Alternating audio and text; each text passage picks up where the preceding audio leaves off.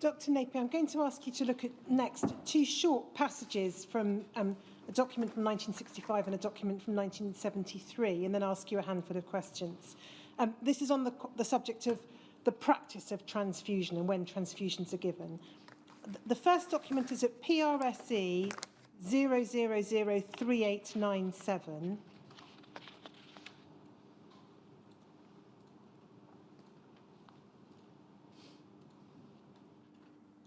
You see, it's an article or chapter entitled Complications of Blood Transfusion by Dr. Jean Grant, who was the director of the Regional Transfusion Centre at Oxford, and this is from 1965. Could we go to the last page, please, Shomik, page 8? Under the heading Conclusion, I just want to read the last paragraph. The practitioner should satisfy himself that it is really necessary to give blood, and that no other treatment would be equally efficacious, even though it might take a little longer to achieve results. He might even benefit his patients by occasionally having the strength of mind to make the unfashionable decision not to transfuse. The hitherto healthy patient can well afford a 1 point, half a litre hemorrhage without replacement. After all, as pointed out by Chassamoir, the blood donor himself lost a pint without anybody feeling that he ought therefore to receive a transfusion. So that's the first passage. The second passage is at HCDO 40861.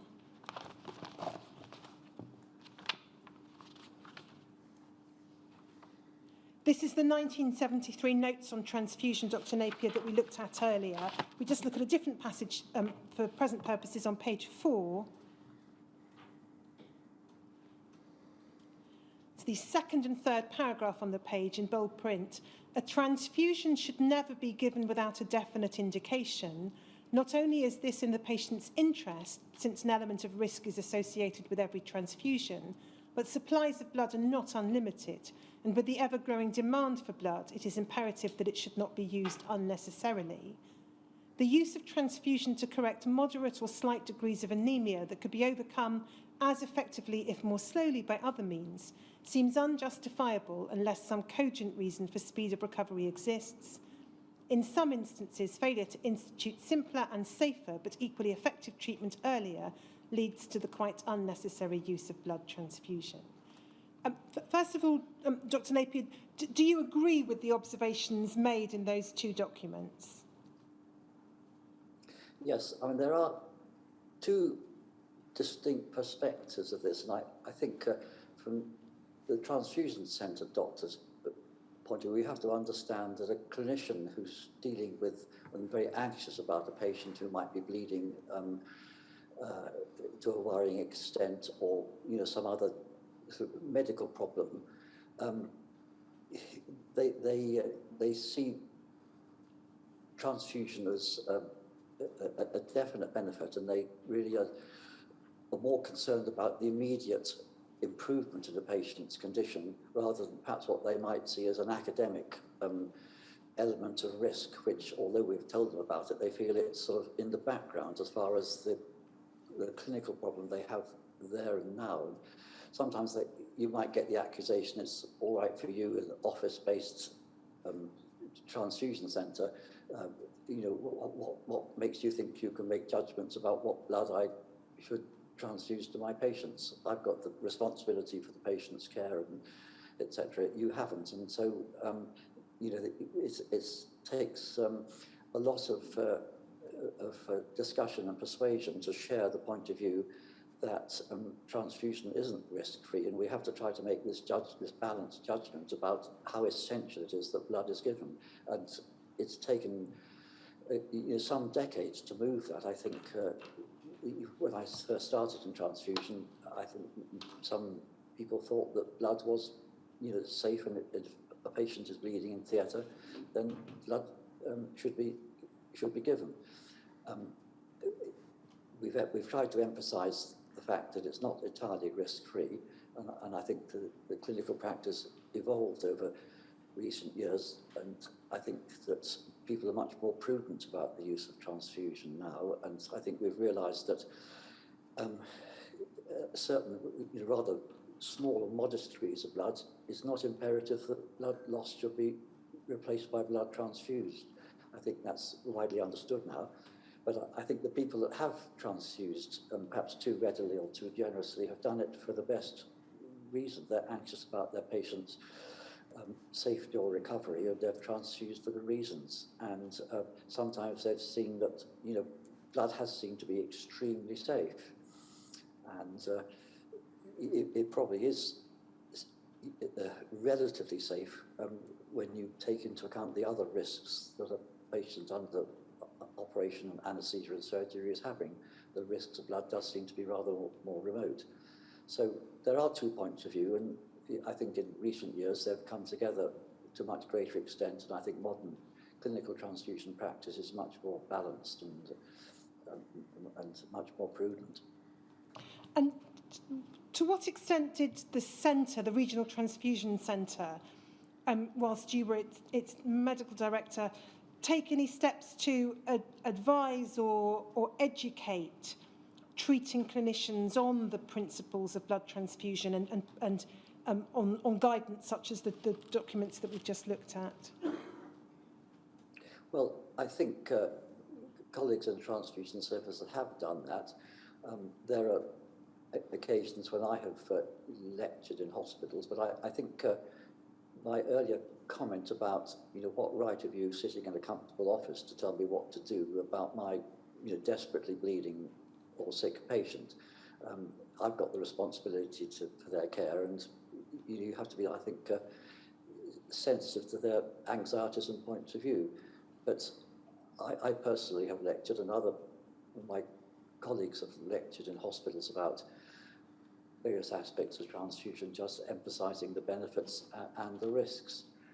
And latterly, as part of a nationwide, England and Wales and Scotland-wide effort, transfusion committees have been established in many hospitals, which have brought together representatives not only of the haematology departments and the local transfusion service, but also anaesthetists and surgeons and physicians to discuss these issues and try to find an acceptable compromise between the clinicians who are worried about the care of their patients and those of us in the transfusion service saying, yes, but we have to balance risks. And I think the net result of that has been, as I said, an evolution in transfusion practice. And I want to ask you in a moment about hospital transfusion committees, but before I do that, there's just one passage in your witness statement I wanted to ask you about. Shomik, it's WITN 6915001, excuse me, page 57.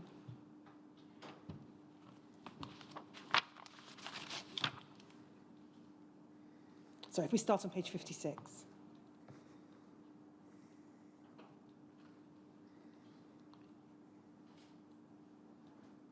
So, thank you. So you'll see, Dr. Napier, the question that was posed to you towards the bottom of the page, question 97, was what role, if any, did the Welsh Regional Transfusion Centre have in advising those hospitals and haemophilia centres that it provided blood and blood products to, as to the risks associated with blood and blood products. And then you've explained in paragraph 208 that the centre issued annual reports summarising statistics for local transfusion-transmitted infections. Medical staff from the service gave lectures at hospitals concerning blood usage and attended meetings of hospital transfusion committees when these took place. And then 209 refers to a booklet, and we've looked at one of them, the one I've just looked at with you is an earlier version of it, but the Handbook of Transfusion Medicine. And then you say this at 210, and this is what I wanted to ask you about.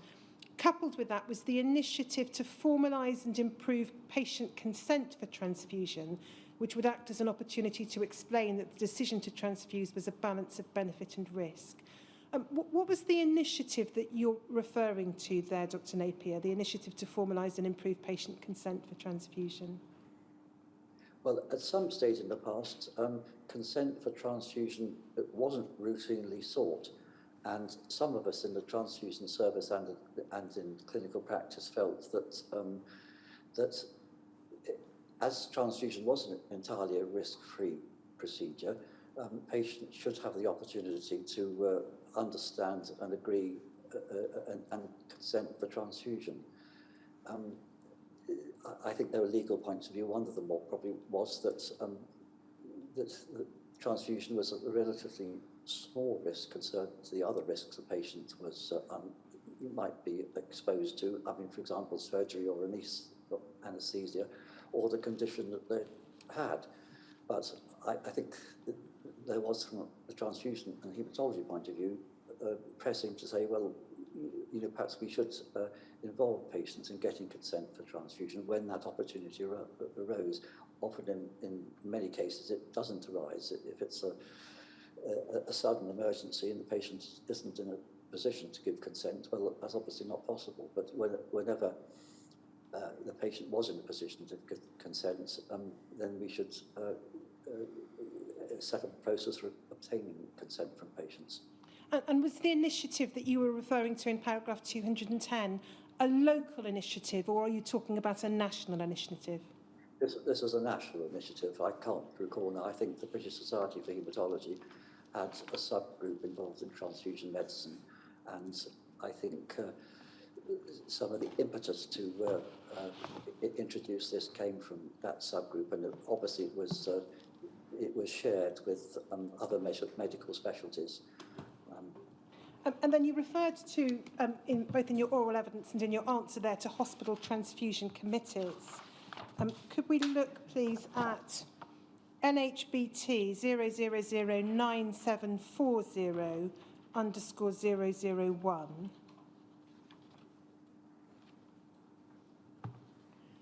This document is described as an audit visit of the Cardiff Regional Transfusion Centre in March of 1992. We go to page 3. Paragraph 1.2 says the RTC provides transfusion services to 6 districts through 16 hospital blood banks. To date, 3 hospitals have established hospital transfusion committees and 5 others are in the process of doing so. The frequency of meetings varies. The relevant consultant hopes to attend all of these and believes that 2 meetings per annum would be an appropriate target for each hospital transfusion committee. This consultant is a member of all hospital transfusion committees which have been established so far. The HTCs are multidisciplinary and chaired by the consultant haematologist and includes surgeons, anaesthetists, obstetricians, nurses, MLSOs, and in one case a pharmacist. BTS activities are not yet the subject of audit by hospital transfusion committees, but this will be encouraged using both topic audit and an annual questionnaire from the Regional Transfusion Centre seeking feedback about the service provided. And then the next paragraph records there is no regional transfusion committee. Now, I think it's right to understand that hospital transfusion committees essentially were or began to be established, I think, in the really from around 1990 onwards. It sounds as though, as at 1992 and the date of this audit, they were still relatively new creatures in the area with which you were concerned. Were you directly involved with the hospital transfusion committees, or was it one of your consultant colleagues who was the consultant referred to here? Well, I was very interested in the establishment of hospital transfusion committees and had a lot of discussion with consultant haematology colleagues.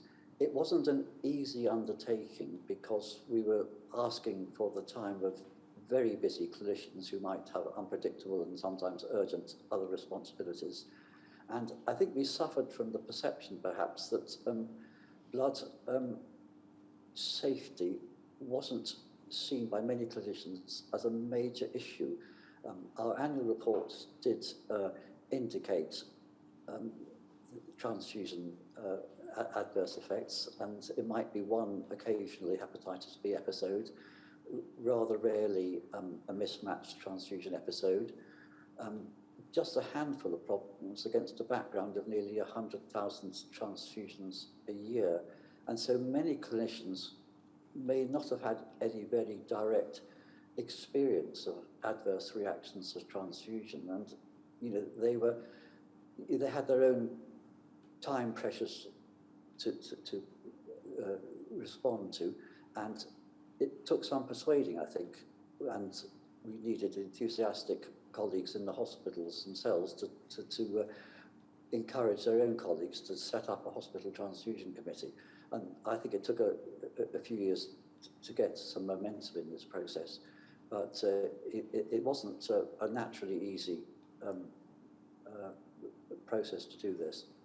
And what was the main purpose and role of the Hospital Transfusion Committee as you understood it? Well, obviously safety was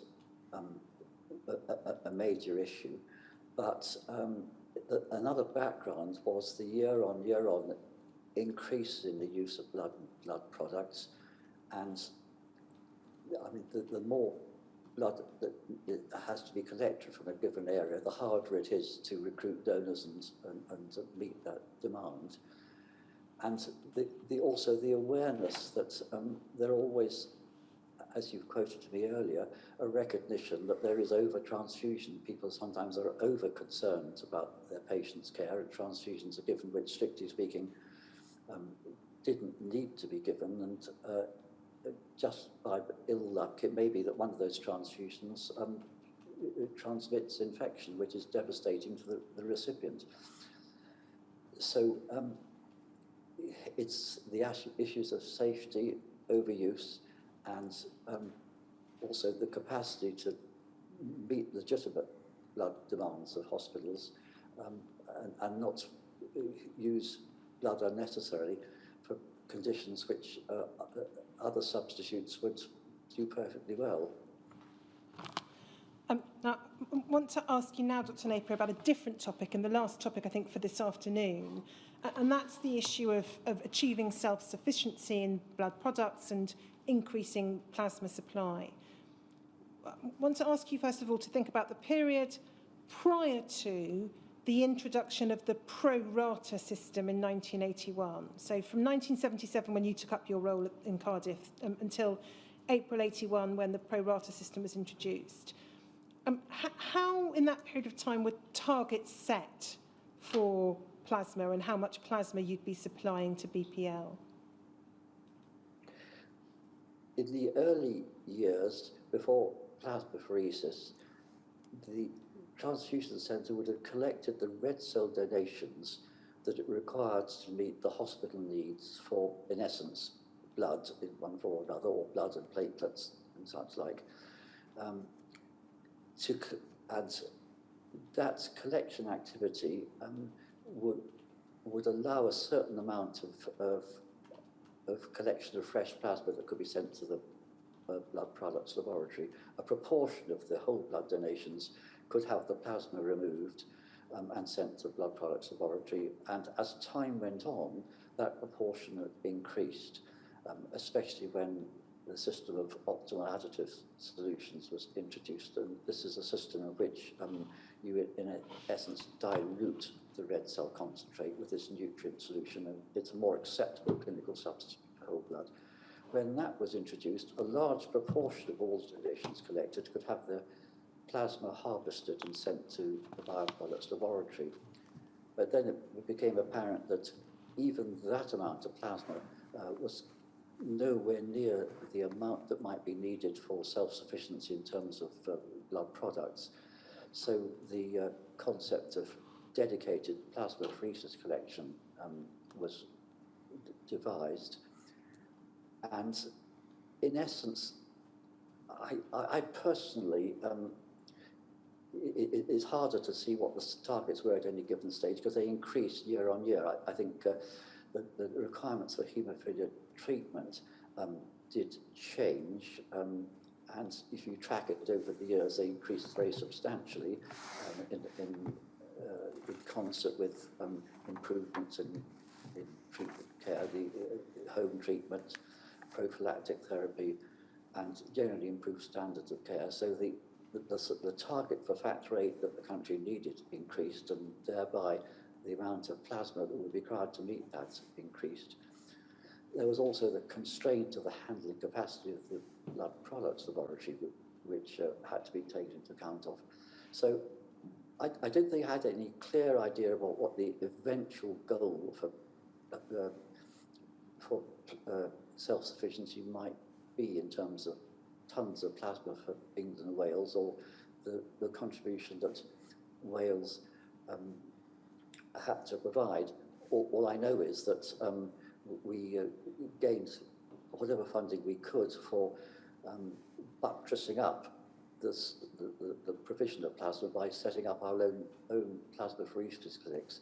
We had our own logistical problems in that we, for most of the time, were operating in old, cramped accommodation, and so we didn't have unlimited scope for scaling up these operations, so we basically did what we could, recognising the fact that we were falling short, as with other centres, in providing as much plasma as England and Wales might need for self-sufficiency. I just want to look at a couple of bits of correspondence with you. The first is CBLA 40627.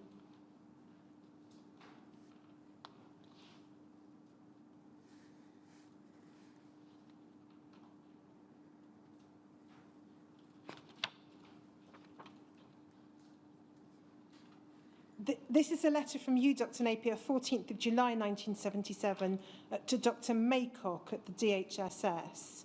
And we can see the topic is factor VIII production, cryoprecipitate or concentrate. And you refer in the first paragraph to your sense of discussions at a recent directors' meeting, the first meeting you'd attended on the 6th of July 1977. And you say this: the arguments for and against the two therapeutic materials, that's concentrate or cryoprecipitate, have been repeatedly stated, but perhaps need to be restated and in particular re-examined at intervals to all maximal forward planning.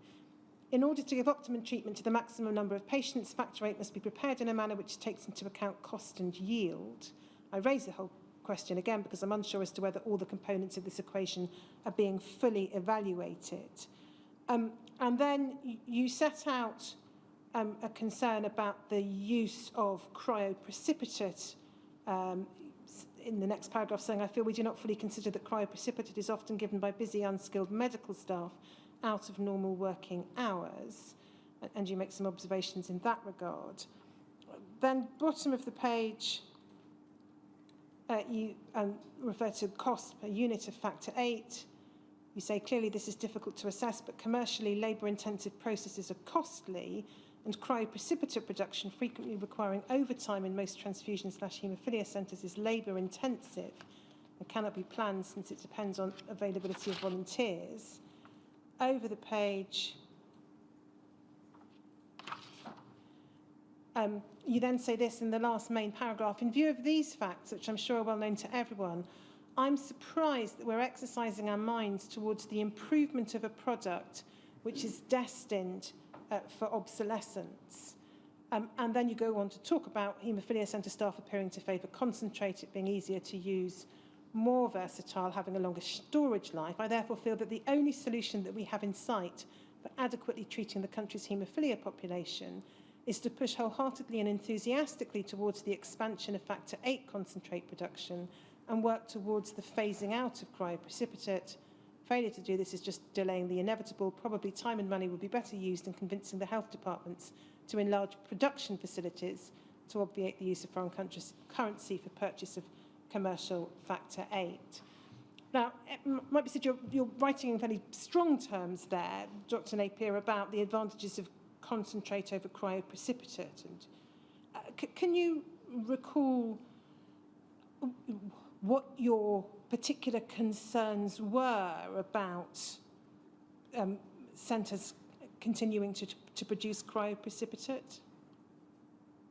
Well, obviously at this stage it long predates AIDS or the serious the recognition of how serious HCV would be. But I was concerned that cryoprecipitate, well, it did seem it wouldn't enable the level of care that haemophilia patients wanted. It's not possible for home treatment. I agree that I think some countries have adopted pooled cryoprecipitate preparations which have been used at home, but the way that it was done in the United Kingdom, which you've just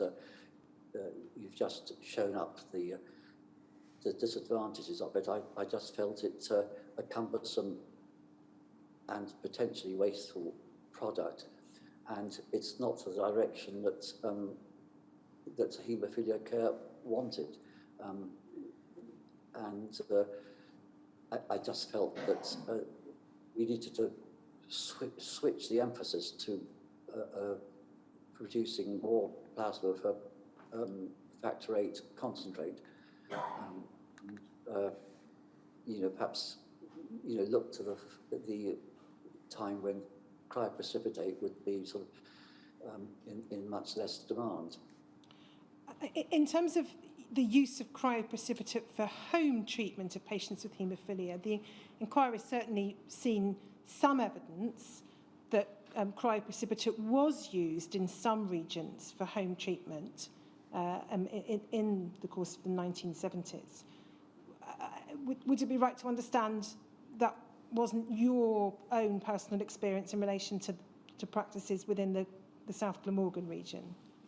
I'm not sure about what happened in South Glamorgan, but I think what can be done isn't necessarily, I think, what people would actually want to do. It is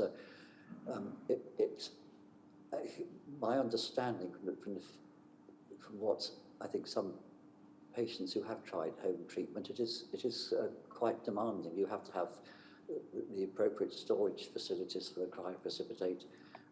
You need training in the reconstitution and effective administration of this, and it's the world apart from the relatively simple reconstitution of a freeze-dried factor VIII preparation. I mean, I think it's easy to understand how the factor VIII concentrate would be overwhelmingly prepared. Home management of cryoprecipitate places very heavy demands on the storage capacity that people have in their homes, the refrigeration at the right temperature, and the capacity to reconstitute all of this, or someone to actually do it with the requisite care and attention without wasting product, such as, for example, not washing the bags out adequately or such like. It's a vastly more cumbersome procedure. The other point you seem to be making in this letter is that there were making cryoprecipitate in transfusion centres was labour-intensive. It's not, I think, a dimension that we've heard expressed previously. And indeed, we've had evidence, I think, or seen evidence about cryoprecipitate being made fairly straightforwardly, at least in the course of the 1970s at the Royal Free Hospital. What was your experience of difficulties of manufacturing cryoprecipitate? Well, it's a much more difficult process to standardise. Donors vary in their factor VIII concentrate, so you can't be so precisely certain about how much factor VIII is going to end up in the cryoprecipitate packs, and therefore what sort of dose the patient is going to get. Much less reliably so than with a dose of factor VIII concentrate. There are steps in the production stage in the transfusion service, all of which are quite demanding in terms of the care and attention. And that's not to say it can't be done, but if it's scaled up to be a major part of the factor VIII procurement exercise, it did seem to be it's less easy to guarantee a high quality project than the alternative procedure of procuring plasma to send to BPL to end up in a standardised, stable, easy to administer product. In terms of the pro rata system that was instituted in I think April 1981, whereby the amount of concentrate you would receive from BPL was essentially reflected the amount of plasma that you supplied to BPL. I think that's a crude summary of the way in which it was intended to work. Did that lead to an increase in plasma collection and an increase in the amount that you were able to send to BPL? I think we steadily increased the amount over the years, but I can't link the two, to be quite honest. Without looking very carefully at the year-on-year figures, I really couldn't be sure about that. It's too long ago.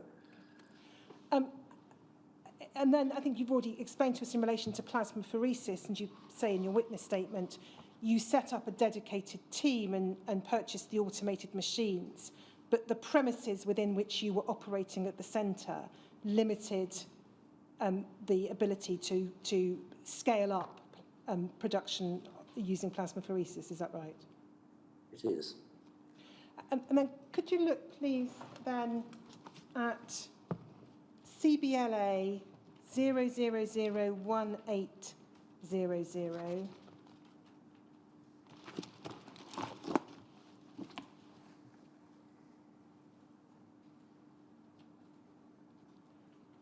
You'll see, Dr. Napier, this is headed Plasma Supply for Self-Sufficiency, report to the CBLA by Dr. Gunson, and the date of the report is January 1984. That's the bottom of the page. If we go over the page, you'll see there's a survey of plasma production in regional transfusion centres. I won't trouble you with what was being said in relation to centres other than your own. If we go to page 5, however, we can see the position in relation to Wales. So it's the last row on the page. It said there, so this is for the year 1984 to 5, target 11,800 kg, unlikely to receive finance to convert to SAG-M, likely amount of plasma 9,000 kilograms. Just pausing there, I haven't previously asked you about SAG or SAG-M. Can you just briefly explain to us what that is, what it was? This is the optimal additive solution that I mentioned. It's basically the red cells are centrifuged and the plasma removed, and then there's another pack attached to the whole red cell collection assembly, which is full of this nutrient solution. So this is returned to the red cells, and so you end up with a red cell pack, which is larger in volume, and it's suspended rather like a whole blood donation. It's not a concentrate, which might have difficulties in slow transfusion. It's more viscous and harder to transfuse quickly. It's a nutrient solution. It allowed the red cells to be stored for longer, but the clinicians liked it because it flowed more readily if they need to transfuse rapidly. But it did require a more expensive pack, and the blood collection is taking place. It takes place into a set of plastic packs which are linked together with tubing. There's one pack of which the blood is collected into, and that is attached to some satellite packs which may be empty, or they may contain this optimal additive solution. And so in the laboratory, the donation could be centrifuged, and portions of the centrifuge pack can be decanted into one empty pack, and then you can move the optimal additive solution from the pack that contains it back onto the original red cells and sever that, and so you then end up with a red cell pack which is rediluted in this new solution. If that's not too complicated an explanation. It's not, thank you. But it would appear that as at 1984, and looking forward to the 1984-1985 year, you or your centre is recorded here as being unlikely to receive the finance to convert to that process. Did you subsequently receive the finance to use SAG-M? Well, that was a snapshot in time. I think what we needed is a long-term commitment from our funding authorities that there was a England and Wales plasma collection target. There was a contribution that Wales should have to meet to that, and it would be a scaling up process year on year to increase it, and we would need the scaling up of funding to do that. Now, it wasn't very easy to get that assurance from local health authorities that they could do that, and clearly at the stage when I submitted this response, it appears I hadn't got any clear understanding that the finance was forthcoming, I think we did pull our weight over subsequent years, and so we obviously did manage to get support. The situation was better than my rather pessimistic forecast at that stage. But the process was still flawed. It was an England and Wales objective to produce a year-on-year improvement in plasma collection, and it needed an understanding of year-on-year finance to do that, and we weren't able to achieve that. Now, I think you referred in one of your earlier answers to there being, as it were, two aspects to achieving self-sufficiency. One is the ability to supply enough plasma for fractionation, but the other is the fractionating capacity of BPL. Did you ever give any consideration to sending plasma collected through your centre to the Edinburgh Fractionation Centre, the PFC, which is what was done in relation to plasma collected in Northern Ireland?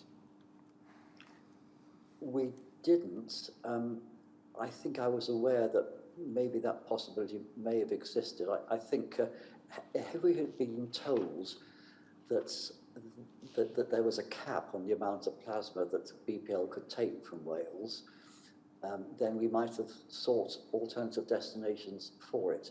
But I don't recall we ever reached that conclusion. And in terms of the obstacles to achieving self-sufficiency, do you have any perspective on the relative significance of, on the one hand, the ability to supply enough plasma, and on the other, the ability of BPL to fractionate? Was one of those more or less important than the other in terms of difficulties in achieving self-sufficiency? It's hard for me to say at this stage. We're looking at a programme which developed over a number of years, and the situation probably changed year on year. Sometimes constraints at BPL might have been the more dominant factor. At other stage,